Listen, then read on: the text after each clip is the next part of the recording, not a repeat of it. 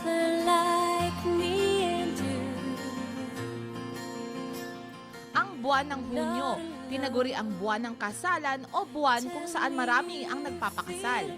Sa makabagong panahon, maraming magsing-irog ang kumukuha na ng wedding planner para mas maging pulido at maayos ang kanilang pag-iisang dibdib. Bakit nga ba ito in ngayon?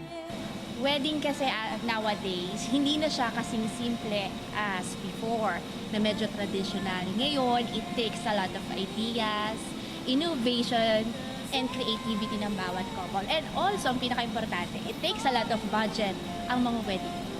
Sa mga budget-conscious couples naman, sa halagang 150 hanggang 300,000 pesos ay pwede na kayong magkaroon ng isang hindi malilimutang kasal.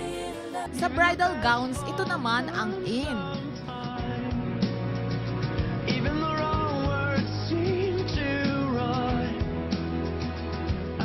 Ang pinaka-in naman na color motif ngayong 2013 ay may touch of green, tulad ng emerald green. Di pa rin naman nawawala ang peach at pink. Sa invitations at giveaways naman, mas maganda kung may personal touch dahil dito pa lang ay makikita na ang personality ng ikakasal.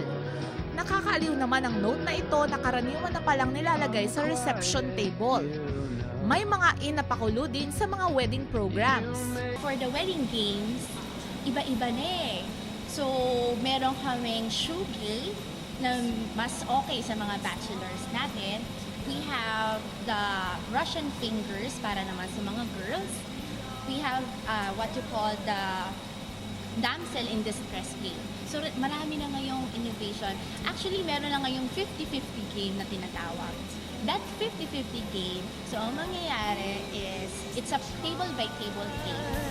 Ang pag-iisang dibdib nga naman ay maituturing na isa sa pinakamasayang araw sa buhay ng magsing-irog. Dahil sa araw na ito ay formal na silang magbubuklod at susumpang magmamahalan habang buhay. Kaya't nararapat lang na maging makasaysayan at maayos ang natatanging araw na ito. In ka na ba? Kami, in na! Para sa Telebisyon ng Bayan, Elizabeth Cachino.